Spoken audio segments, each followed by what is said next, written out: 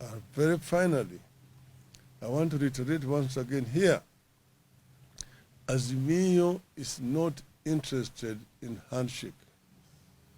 We don't want to shake anybody's hands, particularly those people whose hands are tainted with the blood of innocent Kenyans. But we have agreed to negotiate in good faith, as we have mentioned, so that we can be able to move our country from where it is today to peace, so that justice can finally be our shield and defender. Thank you. Well done. Thank you very much. Very good. I think they're okay. I think they're okay. So, It's over. You ready now? Huh? Okay. This is a statement by Azimio la Umoja on scheduled talks. We have met today to review the situation in the country against the background of planned dialogue with Kenya Kwanza. The meeting also took place against the background of a running somber mood across different parts of the country, occasioned by police brutality. If you want to know how brutal and murderous our security forces were in the protests, you have to pay attention to the burials that are taking place across Kenya. You have all attended some, and we will be attending some more in the near future. We can confirm that police killed and wounded many Kenyans. It should never have happened.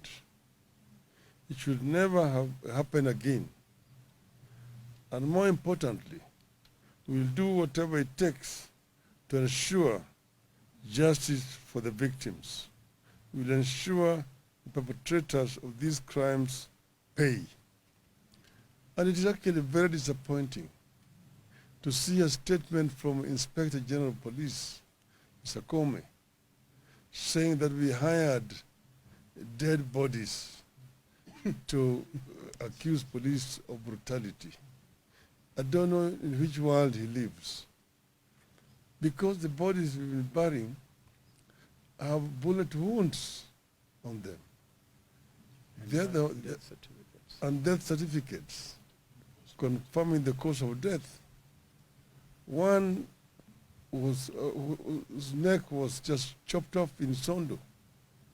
Another one was a victim of arrow attack. So these are real deaths of human beings killed by Mr. Comey's goons, masquerading as police officers. We continue to extend our sincere, heartfelt condolences to families who lost loved ones and those who were injured. We thank all those who have contributed to our benevolence fund that has enabled us to extend some little help to victims and their families. We continue gathering data on victims, both the dead and the wounded, and will continue extending to them whatever help we can. We appeal to all the people of goodwill to continue contributing to the fund in solidarity with our quest for a free, just, and a fair country that is governed in line with the Constitution and puts a high premium on the lives and rights of citizens. If Kenya was governed by the rule of law, if Kenya had a caring government, the people we are burying and those recuperating would not have suffered that fate. Regarding the planned talks with the Kenya Kwanza, we are here to announce that we are ready. We are particularly ready to return to Bomas of Kenya. we continue regarding Bomas of Kenya as a sacred ground when it comes to the quest for reform, change, and national healing. Our team remains as previously announced. One is His Excellency Stephen Kalonzo Musyoka, who is the delegation leader. Two, Honorable James Apia Wandai, the leader of Minority Party, who will be the strict person for the delegation. Honorable Eugene Wamalwa, party leader of DAP. Honorable Kongo Mogeni, Nyamira, and Honorable Amina Unyanzi, MP Malindi. The issues for discussion from our side remain: 1. Cost of living. 2. Audit of the 2022 presidential election results. 3. Restructuring and reconstitution of the Independent Electoral and Boundaries Commission and related matters. 4. Measures to prevent interference with political parties. 5. Outstanding constitutional matters, that is, governance issues, adequate checks and balances, and the question of boundaries delimitation. As we said earlier, the team we have picked reflects the importance we attach to these talks. We picked the team with a full understanding that the country is on a wrong trajectory. Anyone who thinks otherwise is being delusional. With this reality in mind, we have put in place a technical and legal team to support our delegation to the dialogue. Consequently, we have settled on Honorable Jeremiah Kioni, the Secretary General of the Jubilee Party, to head the legal and technical team to the talks.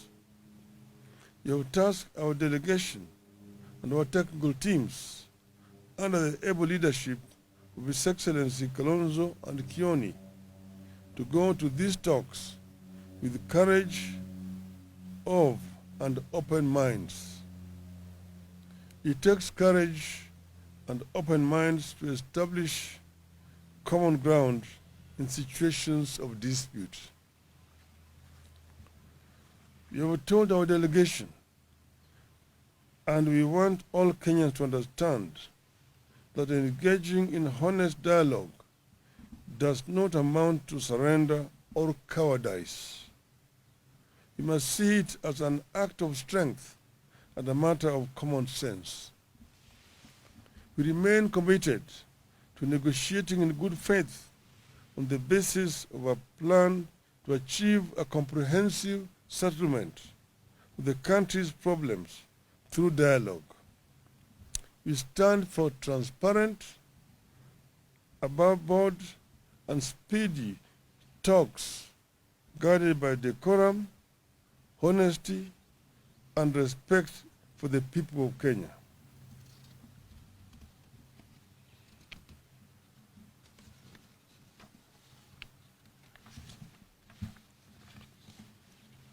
As a party, we believe that this country deserves peace, not paralysis.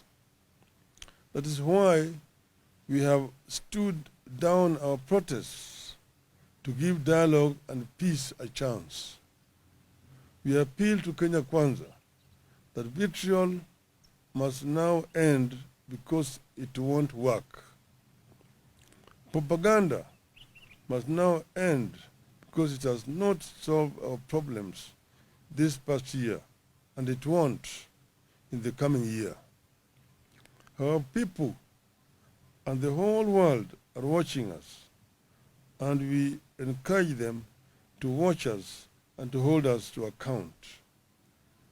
Finally, I wish to thank the team that was led by Honorable Otiende Amolo for what they did in representing Azimio in those talks that collapsed. They have agreed to remain as a backup to the team that we have just selected here today. And we thank them for the showing solidarity, courage in representing Azimio in those talks.